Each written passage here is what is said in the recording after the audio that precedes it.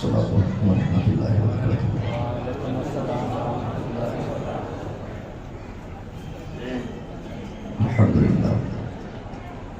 الحمد للہ الذی انزل القرآن ونزل الفرقان وانعم علینا بالایمان وتمنا بالاحسان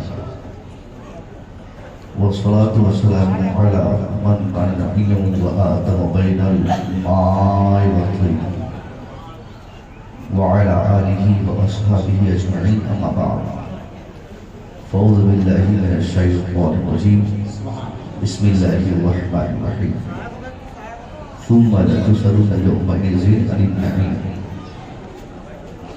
صدق الله العظيم وصدق رسوله النبي الأمين الكريم درود شریف پڑھیں اللهم صل على سيدنا شفيعنا نبينا محمد بارك وسلم صلاة وسلام عليك يا رسول الله صلی اللہ علیہ وآلہ وسلم۔ ڈسٹرکٹ سودت گڑھ کے اس علاقے میں خاص طور پہ ہندوستان بھر کے علماء، خطبہ، شعراء اڑیسہ کے اس گاؤں کا تذکرہ ہمیشہ کیا کرتے تھے۔ کھٹکل بہار شریف پہلی بار آنا ہوا، اشتہار پڑھنے کے بعد جب ایڈریس پہ غور کیا بڑی خوشی ہوئی کہ جس کھٹکل بہار کا نام اپنے سینئر احباب سے سنا کرتا تھا، اب وہاں کے نوجوانوں کے بیچ جا کر خطاب کرنے کا موقع مجھے ملا۔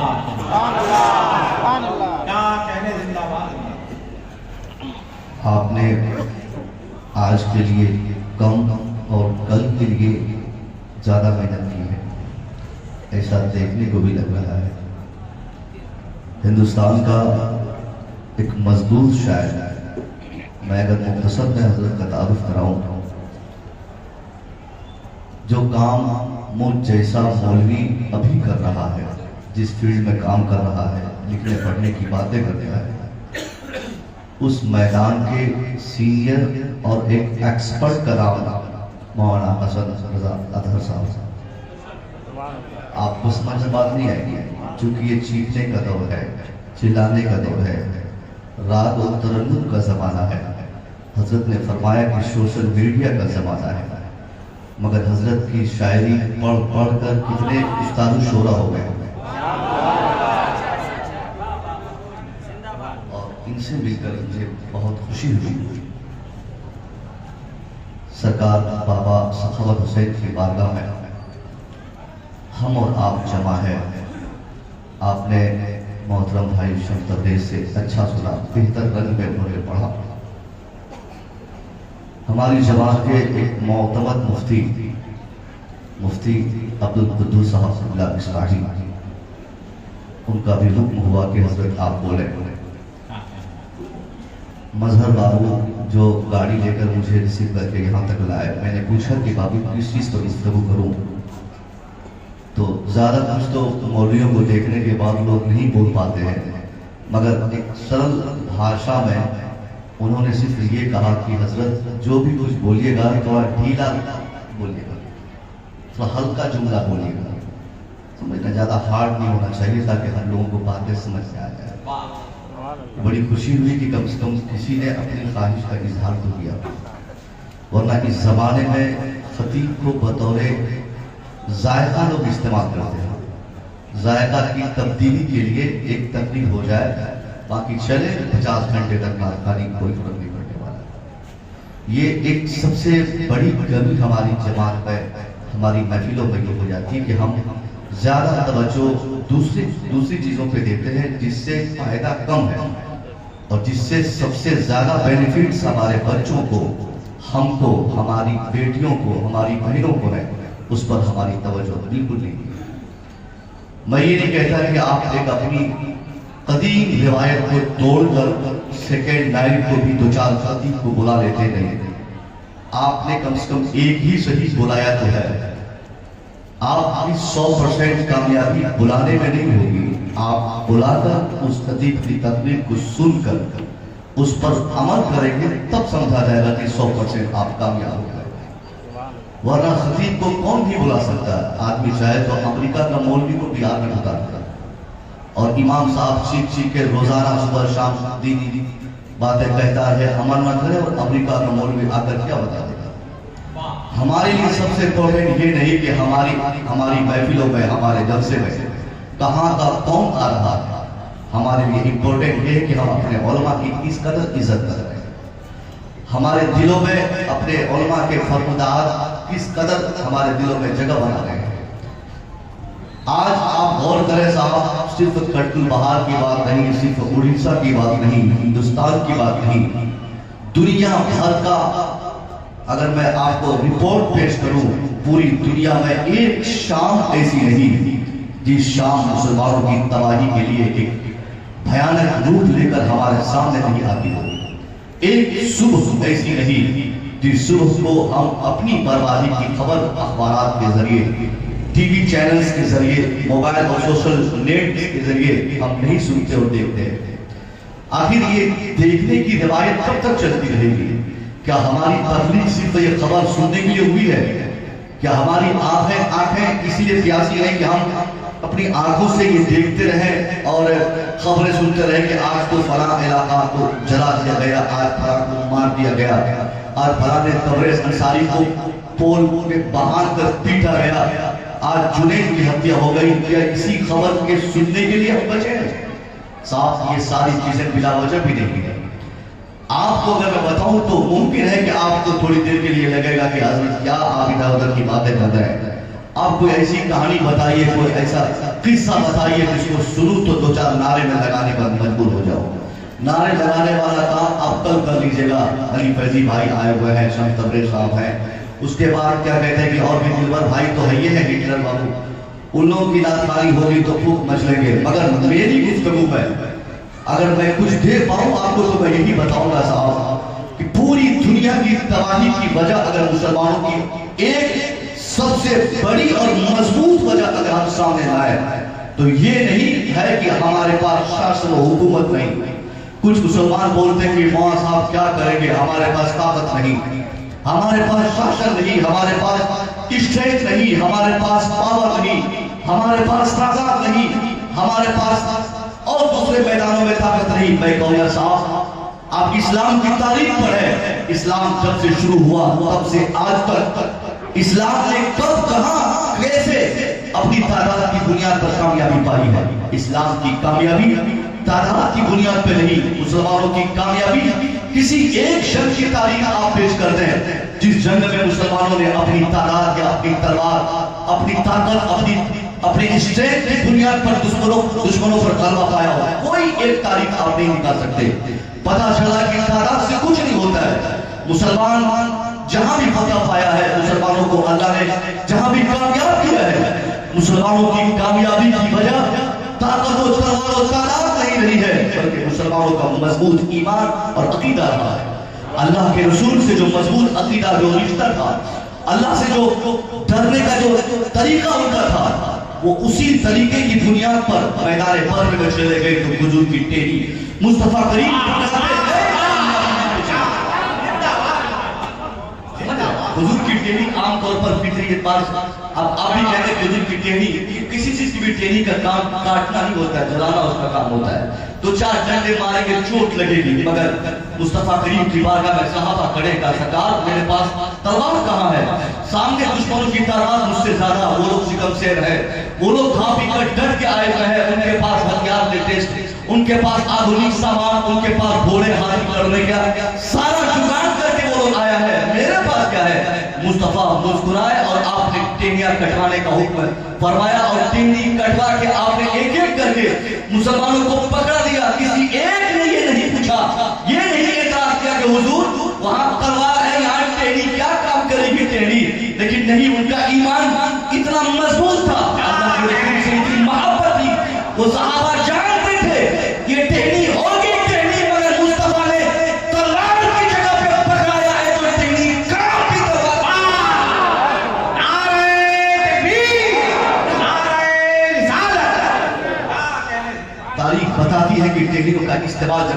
भी किया, 313 की तादाद थी, मगर ढेर हो गए हजारों की तादाद वाले।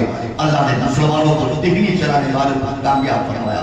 ये कामयाबी टेहनी और तादाद की नहीं थी, बल्कि मुस्तफा करीम से मोहब्बत और आपके फरमादार पे अमल करने का नतीजा था कि करीब तादाद में होने के बाद ही मुसलमान कामयाब हुए।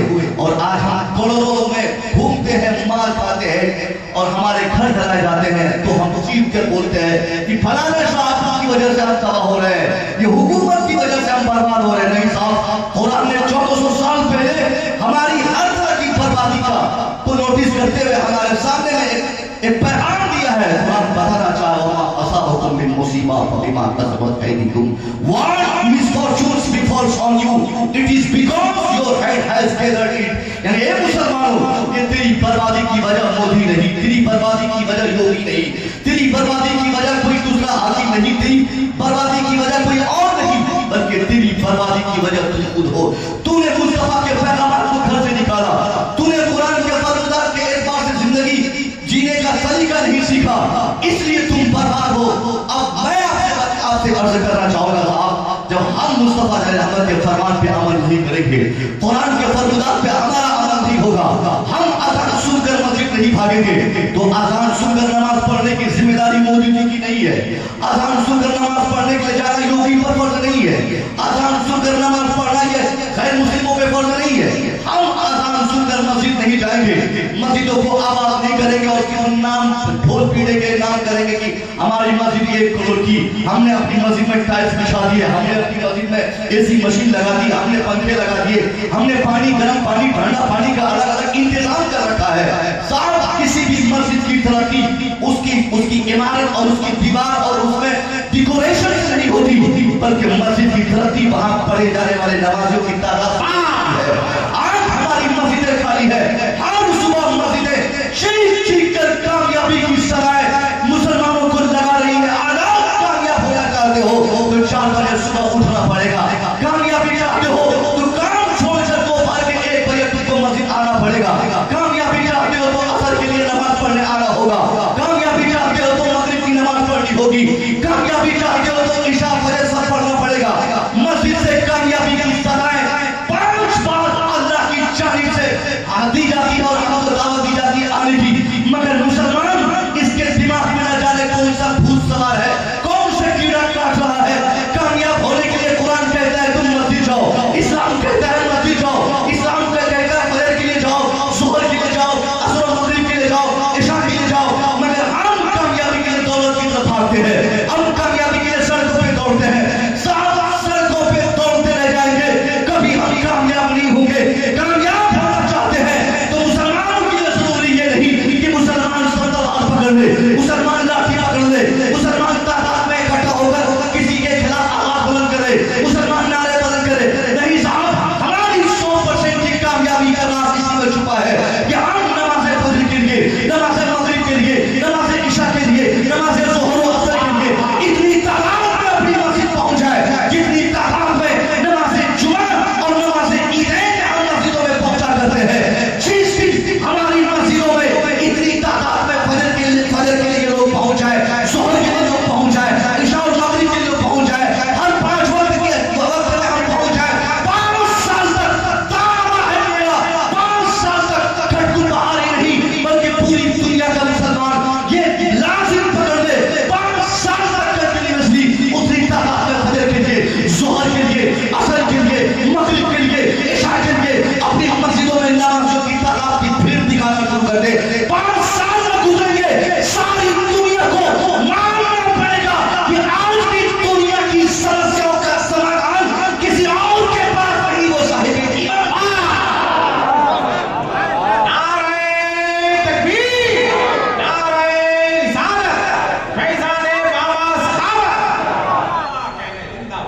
नमाज हम पढ़ते नहीं, पीर साहब के चक्कर में, फूका फूकी के चक्कर में। नमाज से बरकत होगी, फूका फूकी से नहीं। पूरा कुरान पढ़ के फूक दे नमाज, अब ना पढ़े कोई फायदा नहीं। अगर फूका फूकी से पैसा बढ़ता, दौलत बढ़ती, तो हम लोगों से बड़ा कौन फूकवाता साहब? हम ہم لوگ تو ڈیلی پیر صاحب لوگوں کے ساتھ میں رہتے ہیں, خدمتیں کرتے ہیں, جوتیاں اٹھاتے ہیں. ہم لوگ نماز فجر پڑھتے پیر صاحب کی بارگاہ میں, 1 مہینے کی 5,000 روپے کی تنخواہ پیش کرنے گئے تو حضور ایک بار پھونک دیں تاکہ 10,000 ہو جائے.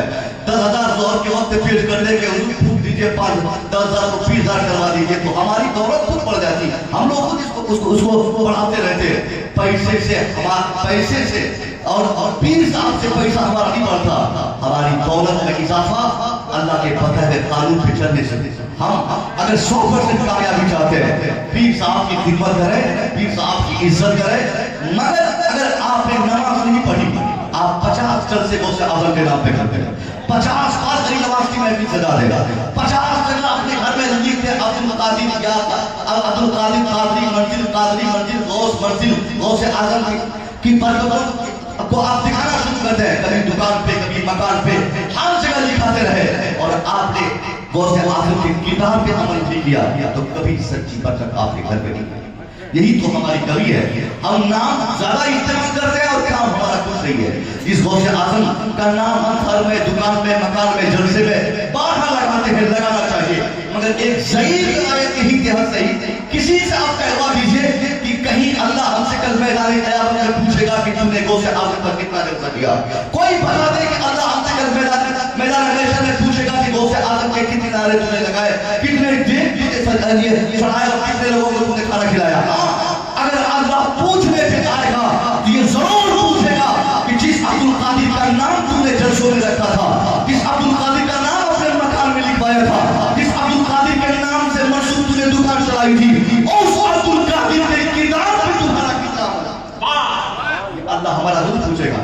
بابا سخاوت ہے, ایسے کوئی آرڈینری شخصیت نہیں ہوگی, ضرور یہ ہم میں سے ایک نمایاں کردار کے مالک ہوں گے جس کی بنیاد پر عالم کے نام کے اس میں ہم سب حاضر ہیں. بابا سخاوت ایسی لوگ نہیں بنتے ہیں کہ ہم بس کماتے رہے, کھاتے رہے, نماز چھوڑتے ہیں, بس مریں گے, بس بابا سخاوت رہیں گے. نہیں صاحب, اس کے لیے آدمی کو 24 گھنٹے کے لیے, شریعت کے لیے 24 گھنٹے تیار رہنا پڑتا ہے قانون اسلام پر عمل کرنے کے لیے. ہماری سب سے مین پوائنٹ ہماری بربادی کی یہی ہے. اور دوسری وجہ, آج ہم تعلیم سے سب سے زیادہ پیچھے ہیں. ایڈوکیشن مسلمانوں میں بالکل نہیں ہے. آج شمار سے زیادہ ضریب آج اس میدان میں ہم کو مانا جاتا ہے. ایک مطالعے کے مطابق شماروں کے بچے ہم سے زیادہ ایجوکیٹڈ ہیں. اب تعجب ہے صاحب, جس جماعت کے بچوں کو نہیں پڑھنا چاہیے تھا, کیونکہ پڑھنے پڑھانے کی سبھیتا ان کے ہاں نہیں ہے, مگر ہم نے کیا سکھایا دنیا کو, دنیا سیکھ لی اور آج ہمارے بچے جاہل ہیں. 2-4 پیسے کما لیا, کوئی 10 سال کا بچہ 2-4 پیسے کما لیا تو اب کائیں کو پڑھے گا. وہ سوچتا ہے کہ بس ہم تعلیمیں چھوڑ دیتے ہیں, پڑھنا کیا ہوگا, ہم تو ایسے ہی کما لیتے ہیں 2-4-10 روپیہ. اگر پڑھیں گے تب بھی یہی کام کریں گے, نہیں پڑھیں گے تو بھی یہی کام کریں گے. اس سے بہتر ہے کہ میٹرک پڑھ کے کام ختم, انٹر پڑھ کے کام ختم, گریجویشن کر کے کام ختم. تعلیمی میدان میں آج ہمارے کتنے بچے ہیں, آج جتنے کیسز پوری دنیا میں ہمارے خلاف ہوئے, ہمارا بچہ مارا گیا, ہم نے کیس فائل کیا اور جیت دشمنوں کی ہوئی, ہار کم ہے. ہمارا جنید مارا گیا, ذلیل ہم ہوئے. ہمارا پہلو خان مارا گیا, دشمن فتح ہوا, دشمن کی جیت ہوئی اور ہم ہار گئے.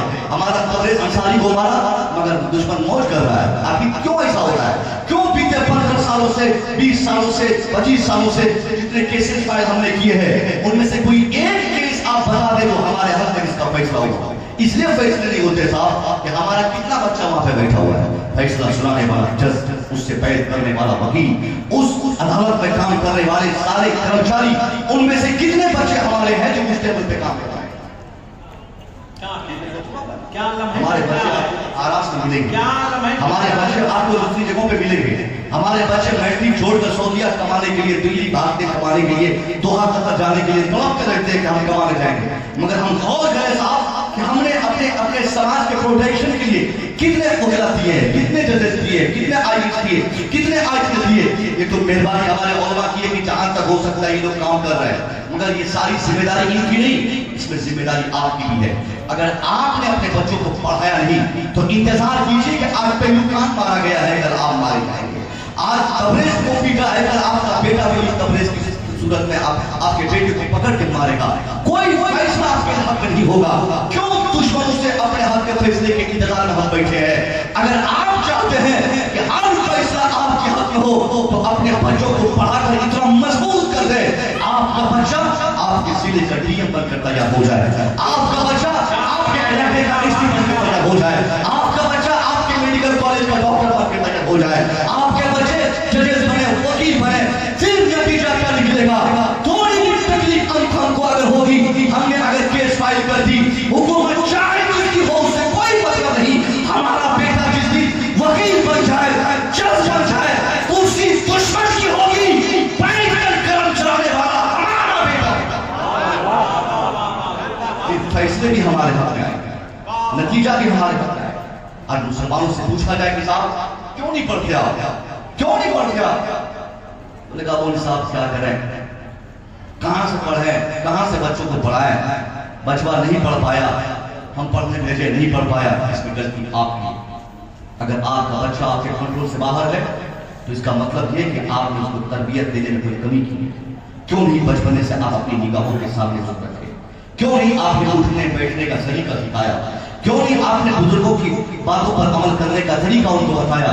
آج 12 سال کا بچہ آسانی سے اپنے باپ کو گالی دے کے بات کرتا ہے, 15 سال کا لڑکا باپ کو بالکل کچھ سمجھتا ہی نہیں ہے. بچہ جیسے جیسے بڑا ہوتا ہے اپنے باپ کا باپ بننا کرتا ہے. اس میں 100% غلطی صرف بچے کی نہیں, اگر بچے کی 100% غلطی ہے تو وہی 100% میں 50% غلطی اس کے گارجن کی ہے.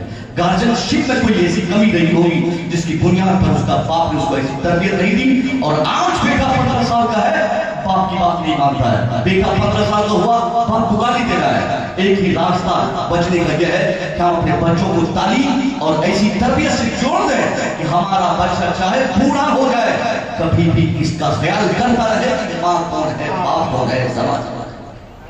کتنے باپ ایسے باپ تو خود چاہتا ہے کہ ہمارا بیٹا جلدی سے کمانے والا ہو جائے. پڑوس میں اگر کسی کا مکان 5 منزلہ بن جائے, 10 منزلہ عمارت تیار ہو جائے تو باپ سوچتا ہے کہ اس نے تو مکان بنا لیا, اب ہم کیسے کیا کریں, جلدی سے تم بھی بھاگو, پڑھائی چھوڑو, بھاگو جلدی کمانے کے لیے. 5 سال کمانے جاتا ہے, 5 سال 10 سال ایک مکان بنا لے گا. مگر سماج کا کتنا بڑا ظالم وہ باپ ہے, کیونکہ بیٹا اگرچہ آتا ہے مگر اس پر حق پورے سماج کا ہے. 2-4 ہزار کمانے کی وجہ سے ایک بیٹے کو ہم نے دلی پنجاب 2000 عمان بھیج دیا. بلا شبہ وقت رہتے میرا بیٹا 2-4-10 لاکھ کما کے آ جائے گا. مگر ہم نے اجتماعی طور پر اپنے سامان پر کتنی زیادتی کی ہے. جس سامان کی پوری ذمہ داری جس نوجوان کے اوپر تھی, ہم نے وقت سے پہلے ہی اس کو کمانے کے لیے بھیج دیا, پڑھ نہیں سکا. اب وہ سماج کی کیا خدمت کرے گا؟ کما کر ایک آدمی صرف اپنا پریوار چلا سکتا ہے, کما کر پیسے کی بنیاد پر ایک آدمی اپنی بیوی کی خدمت کر سکتا ہے, اپنے بیٹے کے لیے دلی میں مکان بنا سکتا ہے. مگر ایک تعلیم یافتہ انسان صرف اپنے سماج اپنے گھر کا نہیں ہوتا بلکہ اس کا تعلق جس سماج سے رہتا ہے, جس سوسائٹی سے رہتا ہے, جس خطے سے رہتا ہے, پورے سماج پورے خطے. آپ پڑھیں گے صرف اپنے گھر کے لیے نہیں پڑھیں گے, پورے معاشرے کا اس سے بینیفٹ ہوگا. اور پڑھنے کا مطلب یہ نہیں صاحب کہ آپ اپنے بیٹے کو صرف حافظ قرآن ہی بنائیے, یا تو آپ تو حافظ ہی نہیں بنا رہے ہیں. ارے حافظ تو کم سے کم بنا دیتے, سب سے آسان تعلیم ہے. 2-4-5 ہزار خرچ ہوتے ہیں ایک سال میں, 3 سال میں 15,000 حافظ تیار ہے. یہ کام بھی نہیں ہو پا رہا, کم سے کم حافظ تو بنا دیجیے. میں پوچھوں اگر مفتی صاحب کی کلاس سے کہ اس گاؤں کا اس مدرسے میں کتنے بچے اس گاؤں کے ہیں, آپ بتائیں کتنے بچے اس گاؤں کے ہیں, کن کے بچے پڑھ رہے ہیں؟ ہاتھ اٹھائیں,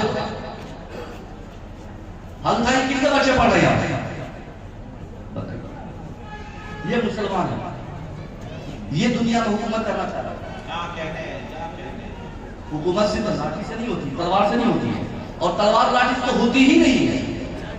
یہ آئٹم بم کا زمانہ ہے. اس زمانے میں اگر ہم کو چاہے تو ہمارا دشمن کو 1 سیکنڈ میں تباہ کر سکتا ہے. 50,000 لاٹھی والے کو 1 سیکنڈ میں ختم. آدمی اگر چاہے کہ وہ کامیاب ہو جائے اس کے لیے تلوار بھاگنے کی ضرورت نہیں ہے, اس کے لیے علمی میدان میں پختگی لانی ہے. وہ جتنا زیادہ پڑھے گا اتنا زیادہ وہ اپنے سماج کا بہتر کام کرنے والا ہوگا. 2-4-5-10 IAS بنے ہیں ہمارے سماج میں, 2-4-10 لوگ IPS بھی بنے ہیں, مگر ایسے لوگ IPS بنے ہیں جن کا تعلق اسلام سے دور تک نہیں ہے. میں نے ابھی اشرفیہ کے اسٹیج سے یہ بات کہا کہ اگر 2-4-10 لڑکے بن بھی جائیں IAS ہماری جماعت سے, تو ان میں سے چیک کیجئے کہ جن کے بچے DM بنے ہیں ان کا تعلق اسلام سے ہے کیا؟ وہ صرف نام کا مسلمان ہے, پہلے ہی اس نے اسلام کو دفن کر دیا ہے. وہ ماڈرن فیملی کے لوگ ہیں, اپنے آپ کو ماڈرن کہتے ہیں, جدید دنیا کے لوگ کہتے ہیں, وہ اپنے آپ کو ثابت کرتے ہیں. اب ایسے لوگ اگر IAS بن بھی جائیں گے تو اس سے ہمارا کوئی بھلا غریب مسلمان، ہماری طرح مسلمان، آپ جو جلسے کی اتنی قدر کرتے ہیں، بزرگوں سے ایسی محبت کرتے ہیں، دین سے اس قدر آپ کا لگاؤ ہے جو جلسے میں دیکھنے کو ملتا ہے. اگر آپ نے اپنے بچے کو وقت رہتے حافظ، عالم، قاری، مفتی، محدث، مفکر بنا کر وقت اگر آپ کو ہے تو ڈاکٹر، انجینئر آپ نے اپنے بیٹے کو بنا دیا، پھر چاہے دشمن لاکھ کوشش کرے آپ کو اپنے گھر سے نکالنے کی کوشش کرے، کوئی مائی کرام پیدا نہیں ہوا اس مسلمان کو بنانے کی جرات کرے جو مسلمان کا بیٹا حافظ قرآن بھی ہو.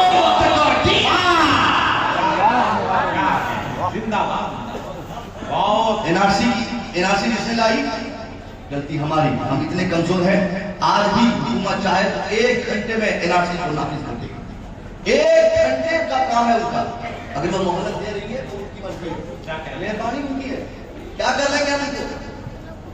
بس یہی نا، شاہین باغ میں اپنی بیٹیوں کو بھجوا کر ہم نعرہ لگائیں گے کہ ہم نہیں چھوڑیں گے، دلی نہیں چھوڑیں گے، دلی نہیں ٹوٹنے دیں گے. اس نعرے سے حکومت کو کوئی فرق نہیں پڑنے والا ہے. ہمارے پاس اتنی عورتیں نہیں جتنی ان کے پاس پولیس ہے، جتنے ان کے پاس طاقت ہے، جتنے ان کے پاس فوج ہے، ان کے پاس اسلحے ہے. ہم مضبوط ہونا چاہتے ہیں تو علم میں مضبوط ہو جائے. یہ سب سے بڑا پیغام ہے. اسی کی کمی ہے جس کی وجہ سے ہر سماج کا ہر گھر جل رہا ہے. نہ تو بیٹی کو پڑھائے گا، نہ تو بیٹے کو پڑھائے گا.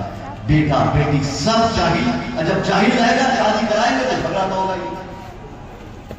ہم لوگ کے پاس فون کالس آتے کہ حضرت میں نے شادی کرائی، بیٹی کی زمین بیچ کر شادی کرائی، 3 مہینے نہیں ہوئے میری بیٹی کو میرا داماد طلاق دیا.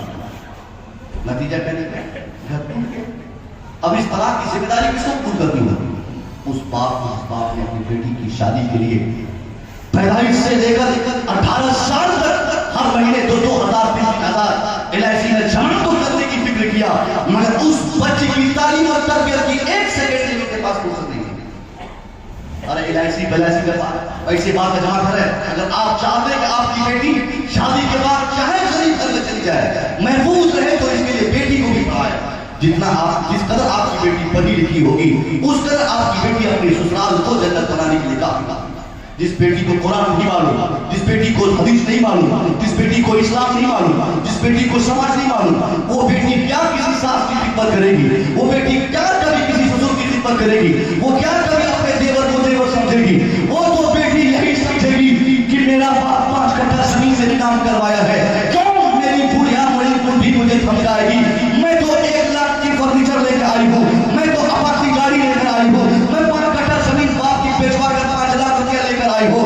اس لیے ایک بیٹی دیکھے گی کہ اس کا باپ جہیز میں اس کو فرنیچر دے دیا، کار دے دیا، بائک دے دیا، 2-4-5 لاکھ گفٹ دے دیا. اب وہ بیٹی بالکل پھول کے تباہ رہے گی اپنے گھر میں، پورے گھر کو برباد کرے گی. ساس کہے گی بیٹی کی طرح تو کہے گی چپ چپ خاموش رہ، مجھ پر حکومت کرے گی. سسر کہے گا بیٹی کی طرح، فوراً اس کو ڈانٹے گی. یہ تب ہوتا ہے جب بیٹیاں جاہلہ رہتی ہیں. ہمارے لیے یہ ضروری نہیں کہ ہم بیٹی کو شادی کا بہت بڑا گفٹ دے دیں. اگر آپ اپنی بیٹی کو سب سے بڑا گفٹ دینا چاہتے ہیں، زمین جائیداد پراپرٹی مکان بھائی کار نہیں، آپ کی بیٹی کے لیے سب سے بڑا گفٹ یہ ہوگا کہ آپ اپنی بیٹی کو کلمہ شریف سکھا دیں، درود شریف سکھا دیں، قرآن شریف سکھا دیں، نماز پاک سکھا دیں. جس گھر کی بچیاں 5 وقت نماز پابندی سے پڑھے گی، جس گھر کی بچیاں قرآن پڑھے گی، اس گھر کی بچیاں دنیا کے جس سماج میں اس کی شادی ہو جائے، خطرناک سے خطرناک ساس اور سسر کی نگرانی میں وہ رہے. اگر وہ تعلیم یافتہ اسلامک ماحول میں تربیت پانے والی بیٹی ہوگی تو جہنم میں بھی لا کر اس کو جنت بنانے کے لیے.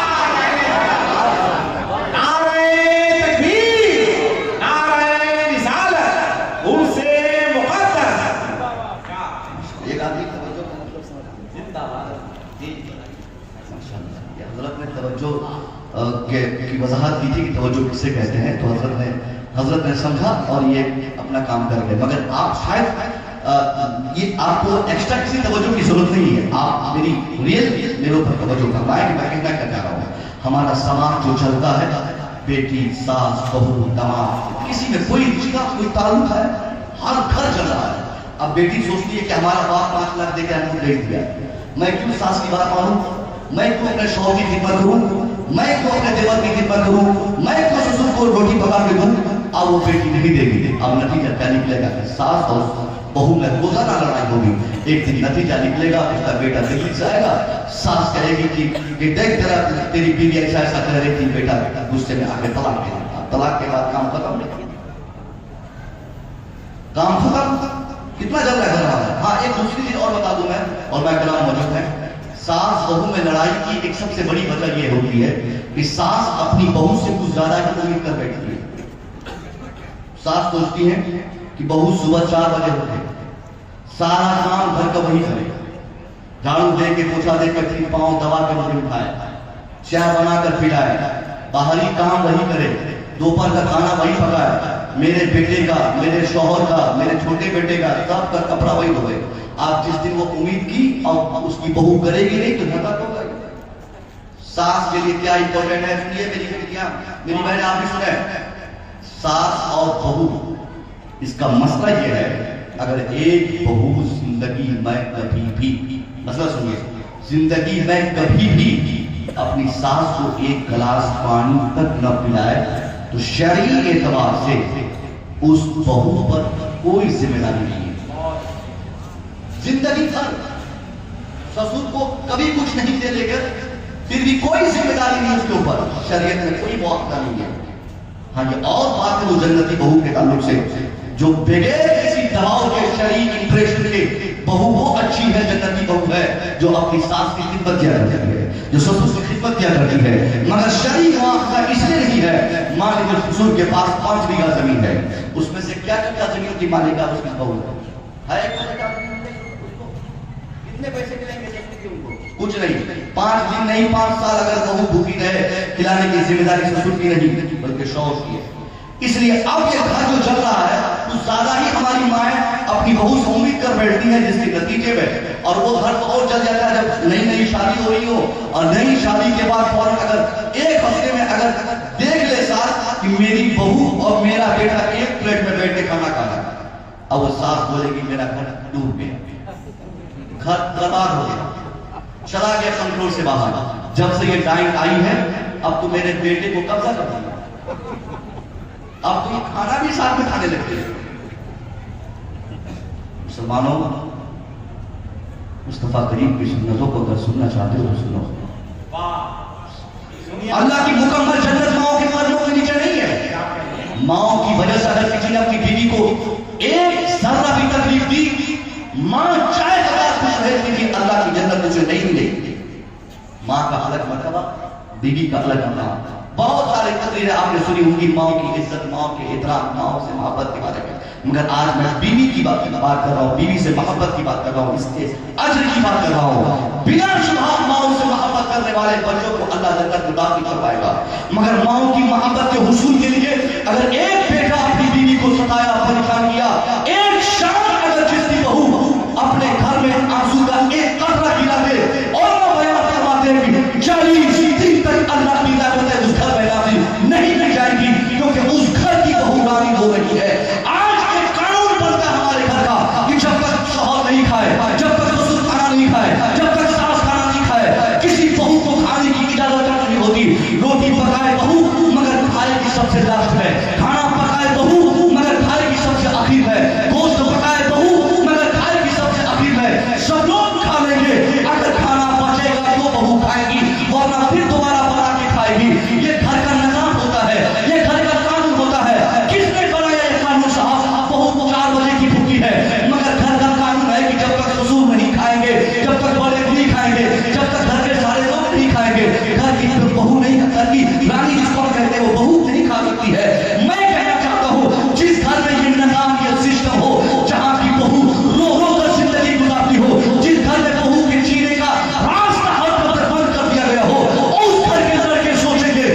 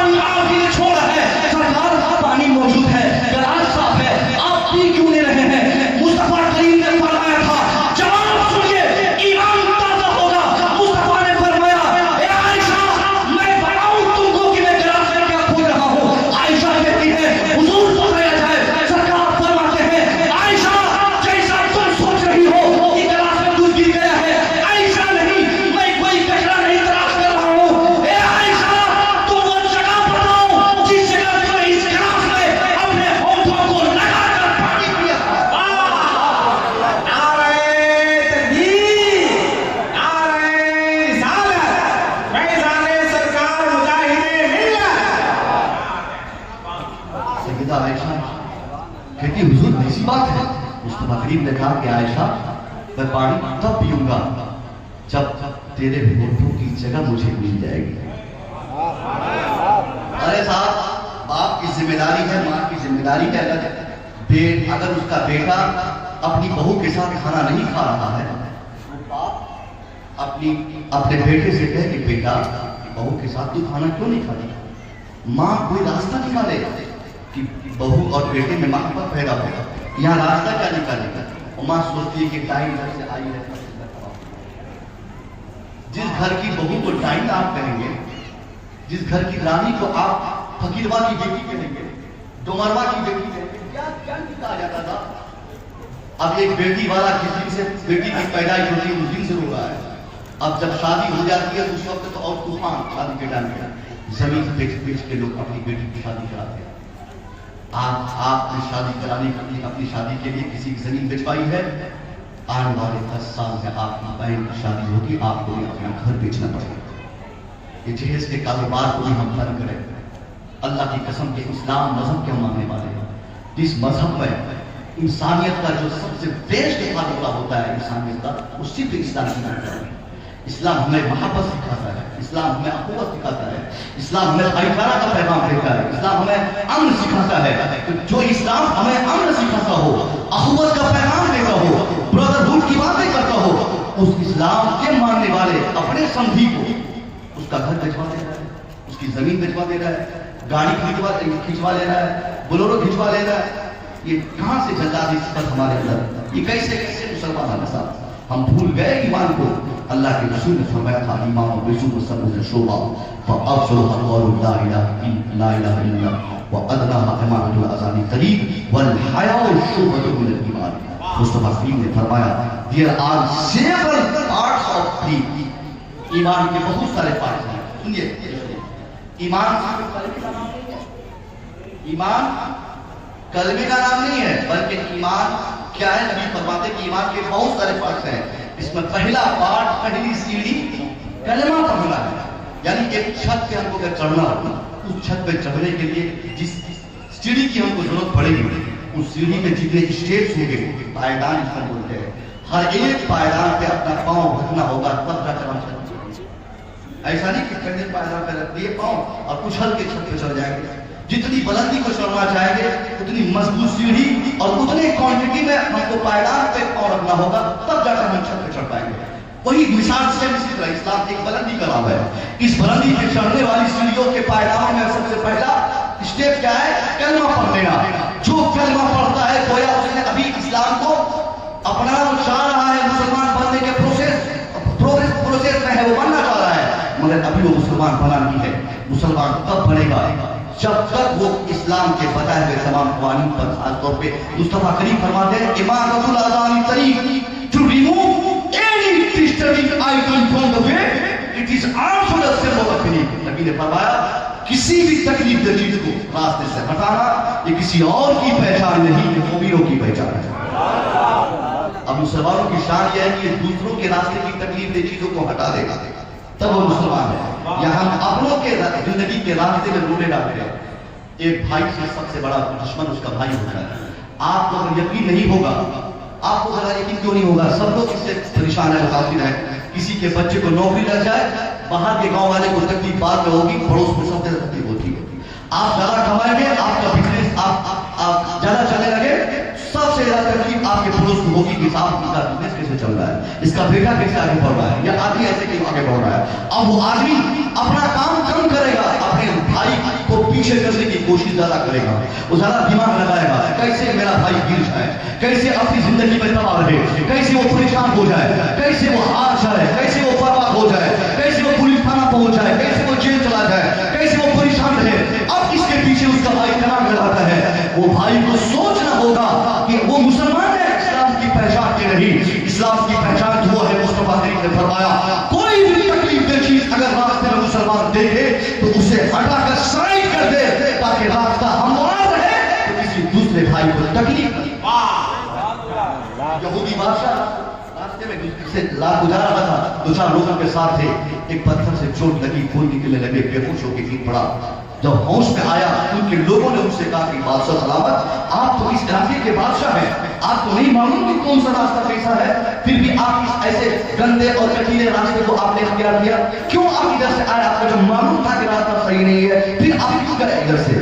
بادشاہ کا جواب سنیے، ایمان تازہ ہوتا ہے۔ یہودی بادشاہ کہتا ہے اپنے لوگوں سے، اے لوگوں میں جانتا ہوں کہ یہ راستہ کیسا ہے، یہ کوئی معمولی راستہ نہیں، یہ راستہ مسلمانوں کے گاؤں سے ہو کر گزرتا ہے، اور میں جانتا ہوں جو راستہ مسلمانوں کے گاؤں سے گزرتا ہو اس راستے میں کبھی کوئی تکلیف دہ چیز نہیں ہوتی۔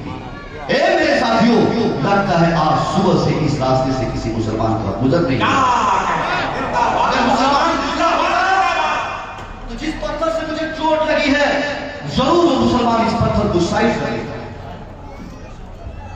آج ہماری نگاہوں سے ہماری بیٹیاں محفوظ نہیں، ہماری نگاہوں سے ہماری بچیاں محفوظ نہیں، ہماری بھابیاں محفوظ نہیں۔ یہ بھابی کا جو رشتہ ہے صاحب، یہ عجیب و غریب رشتہ ہے۔ اسلام نے ہماری بیٹیوں کے لیے سب سے بڑا دشمن اس کے دیور کو کہا ہے۔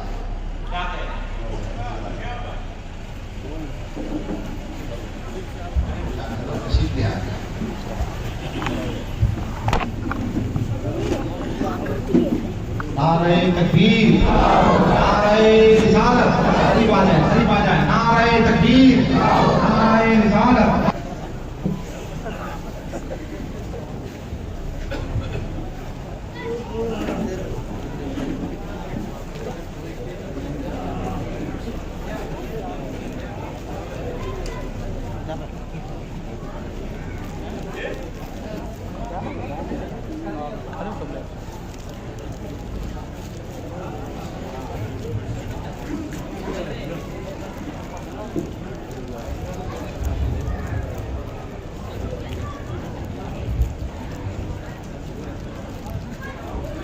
دیکھ رہے ہیں کہ اللہ سے بات سرکار سننے کے لیے تشریف فرما ہے۔ مجھے ایک بات حضرت کو دیکھ کر یاد آ گئی، جس دن ٹرائل کے لیے ہمارے ہندوستان میں لاک ڈاؤن لگانے کی پریکٹس مودی جی کروا رہے تھے، یعنی غالباً 24 مارچ کی تاریخ تھی، اس دن مجھے قنوج میں تھا۔ میری پوری لائف میں کسی جلسہ کو چھوٹنے پر سب سے زیادہ جو تکلیف ہوئی تھی تو اسی جلسے کو چھوٹنے سے ہوئی تھی، جس جلسے میں حضرت کے ساتھ مجھے قنوج میں رہنا تھا 24 مارچ 2020 کو قریب۔ تو اس جلسے کی وجہ اس لیے کہ حضرت وہاں پہ موجود رہتے تو میں بہت افسوس کیا کہ حضرت سے ملاقات ہوتی، بڑا اچھا رہتا آج حضرت سے ملاقات ہو گئی۔ حضرت کی موجودگی میں تو شاید تین باتیں میں آپ تک اور پہنچا دوں، انشاءاللہ بہتر انجام ہوگا۔ میں کیا کہہ رہا تھا کہ مسلمان اگر چاہتا ہے کہ حقیقت میں اس کے گھر میں برکتیں آئے تو مسلمانوں کی امپورٹنٹ یہ ہے کہ وہ قرآن و حدیث کو اپنے لیے لازم پکڑ لیں۔ مصطفیٰ کیا کہہ رہے ہیں، ایمان کیا کہتا ہے، تقاضۂ ایمان کا مطلب کیا ہوتا ہے۔ میں کہہ رہا تھا کہ آج ہماری نگاہوں سے ہماری بیٹیاں محفوظ نہیں، سب سے زیادہ آج ہمارا سماج جو غنڈہ گردی کے ماحول میں تباہ ہو رہا ہے۔ دوست کی بیوی کے ساتھ اپنی بیوی کو بھیج دینا، اپنے بھائی کے ساتھ اپنی بیوی کو خلوت میں چھوڑ دینا، یہ کیسا نظام، کیسا سسٹم اسلام نے دشمن کہا ہے۔ ہمارا بھائی ہے تو کیا ہوا، ہمارا بھائی ہم اس پر وشواس نہ کرے کیونکہ ہماری بیوی کو ہماری دولت ہے، کیوں ہم اپنی دولت کو اپنے بھائی کے چکر میں چھوڑ دیتے؟ لے جاؤ تم دوائی دلوا کر اپنی بھابھی کو لے آؤ۔ نہیں صاحب، آپ کو اگر فرصت ہے آپ خود شاید اپنی بیوی کو ٹھوک کر یہاں لے کر، مگر یہاں کیا ہوتا ہے، دوست کو بھیج دیا، جاؤ بھابھی کو لے کر آؤ، ڈاکٹر کے یہاں لے جاؤ، دوائی دلواؤ۔ اب غیروں کو بٹھا کر بائک پر لے جا کر کوئی آدمی دوائی دلوائے گا؟ یہ زمانہ ایمانداری کا زمانہ ہے؟ نہیں صاحب، بالکل ہمارا ایمان ڈیمیج ہو چکا ہے۔ یہی وجہ ہے ایمان ہے مگر ایمان کی معالج ہمارے پاس نہیں ہے۔ قرآن ہے، قرآن کا مطلب آج ہمارے سامنے نظر نہیں آتا ہے۔ نماز پڑھتے ہیں مگر اس کی برکت ہمیں نہیں مل پاتی کیونکہ سر سے پاؤں تک ہم نے اپنے ایمان کو ڈیمیج کر رکھا ہے۔ نہ ہماری نگاہوں سے بیٹی محفوظ، نہ ہماری نگاہوں سے بھتیجا محفوظ، نہ ہماری نگاہوں سے ہماری بھابیاں محفوظ۔ کس نے آپ سے کہہ دیا کہ یہ اسلام ہے؟ اسلام تو وہ ہے جو ایک یہودی سمجھا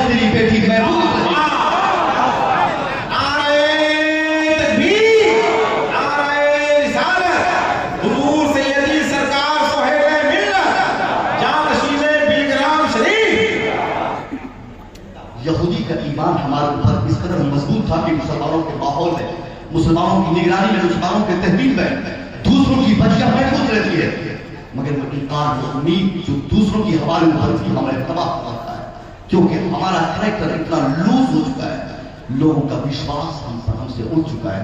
आज भी दुनिया का एक बड़ा तबका ये खोजने के चक्कर में है, how is Islam growing so fast, what is given by Islam, what is taught in Islam, what is divided in इस्लाम। यानी दुनिया आज भी इसका इंतजार कर रही कि इस्लाम क्यों इतनी तेजी से बढ़ रहा है, इस्लाम क्या सिखाता है, इस्लाम क्या बताता है, इस्लाम क्या पढ़ाता है। अगर हम चाहते हैं कि दुनिया को हम बताएं कि हमारा इस्लाम क्या बताता है, हम अगर चाहते हैं कि इस्लाम की तबलीग हो, तो बुखारी पढ़कर हम लोगों को बुखारी नहीं सिखा सकते, कुरान पढ़ के हम लोगों को कुरान नहीं सिखा सकते। अरे दुश्मनों को क्या मतलब क्या करता है, कुरान वो पढ़ेगा, उसको अरबी पढ़ना नहीं आता तो क्यों वो कुरान पढ़ेगा, क्यों वो बुखारी पढ़ेगा।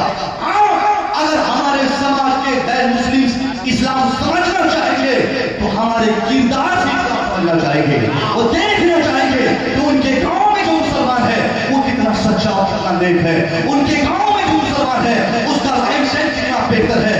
जिस दिन अगर एक गैर मुस्लिम ने हमको देखकर नोटिस कर लिया, हमारे किरदार को देखकर नोटिस कर लिया, वो चीज के दुनिया को बताने पर मजबूर होगा। वो यही कहेगा कि जब पटकुल पहाड़ के एक मुसलमान के ईमान और अकीदे और जिंदगी में सफाई और नेकी का ये आलम है, तो इनके समाज के बुजुर्गों की नेकियों का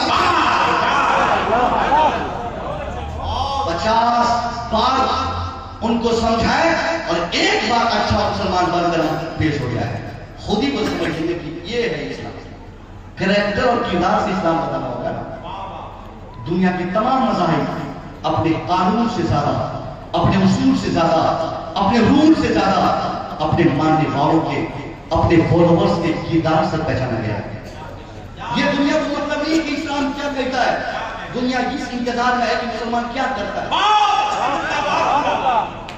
हमको इस्लाम क्या कहता है ये नहीं बताना है, इस्लाम कैसे इस मुसलमान रहना चाहिए, कैसे मुसलमान को ऐसे रहना है दुनिया को बताया। हमारे अली फैदी साहब भी आ गए माशाअल्लाह, अरे बहुत अच्छा हुआ, बड़ा अच्छा जलसा जम जाएगा, हजरत आ गए इंशाअल्लाह अच्छा होगा। आखिरी बात मैं बोल दूं, मेरी गुफ्तगू खत्म। आखिरी बात जो मैंने छोड़ी थी पहले, मुस्तफा करीम ने एक मरतबा सैयदा खदीजा से फरमाया कि हज़रत सैयदा खदीजा का हज़रत फातिमा से कहा कि बेटी फातिमा चाचा अपने अब्बा से कहना कि अम्मी चादर मांग लीजिए, चादर कम नहीं कहा जल्दी से जाओ। सैयदा फातिमा दौड़ के आई, कहा हुजूर चादर मांगी अम्मी। हुजूर फरमाते कि बेटी फातिमा अम्मी चादर क्यों मांगी? कहा मुझे नहीं मालूम, आप ही आके पूछ लीजिए। सरकार आए, खुद आपने पूछा कि खदीजा किस लिए तूने चादर का मुतालबा किया है? सैयदा खदीजा ने कहा हुजूर देखिए ना, बुखार से बदन कांप रहा है, बहुत सख्त से बदन है, ऐसा लगता है कि किसी बुखार की वजह से मैं आपसे बिल्कुल अलग हो जाऊंगा। हुजूर मैंने चादर का मुतालबा इसलिए किया, मेरी आखिरी तमन्ना है कि अगर मैं मर जाऊं तो मेरी ख्वाहिश है कि आप ही के चादर से मेरे लिए कफन का इंतजाम किया जाए। ये बीवी की मोहब्बत शौहर के लिए। आज की बीवियां होंगी अपने शौहर से इतने मोहब्बत करेंगी? आज की बीवियां तो सोचती है कि जहां से वो दूध कमा के खिलाएंगे। मैनेज करना पड़ता है साहब, एडजस्ट करना पड़ता है। अगर शौहर गरीब है, 2-4 हजार ही कमाता है, तो उसकी बीवी पर जरूरी है कि उसी 2-4 हजार कमाई को एडजस्ट करके घर चलाए। ये नहीं फरमाइश करे कि हमारे लिए हाई फाई क्रीम दीजिए, हमको ब्यूटी पार्लर जाना है, हमको मेला जाना है, हमको दूसरों की बच्चों की तरह शॉपिंग करनी है। नहीं, एक बीवी की जिम्मेदारी है कि शौहर की कमाई के एतबार से खर्चा करे, वो मैनेज करे, घर को किसी तरह मेंटेनेंस में रखे। सरकार तो आलम की बीवी सैयदा खदीजा कहती, सरकार मेरी तमन्ना है, मेरी ख्वाहिश है कि अगर मैं मर जाऊं तो आपकी चादर से मेरे लिए कफन का इंतजाम किया जाए। ये बीवी की मोहब्बत शौहर के लिए जरूरी है, ऐसी मोहब्बत आपके लिए भी जरूरी है। आपकी बीवियां आपसे ऐसी मोहब्बत करें, आप भी अपनी बीवी से कैसी मोहब्बत करें। मुस्तफा फरमाते हैं, ए खदीजा तूने चादर का मुतालबा किया है, खदीजा अगर तू मेरी शबरी मान ले तो मैं अपने बदन से निकाल के तुझे। मियां बीवी में अगर इस कदर मोहब्बत होगी, अल्लाह की कसम वो घर जन्नत नहीं बनेगा, हमेशा खुशहाल रहेगा। मैं दुआ करूंगा कि मुसलमान जहां भी रहे اسلامی ماحول میں زندگی گزارے. اسی میں مسلمانوں کی 100% کی کامیابی ہے. مسلمانوں کی کامیابی کا راز صرف اسلام کے پاس ہے. باقی دنیا کی کوئی طاقت نہیں ہے جو ہم کو تباہ ہونے سے بچا سکتی ہے اگر ہم نے اسلام پہ ایمان نہیں کیا. السلام علیکم.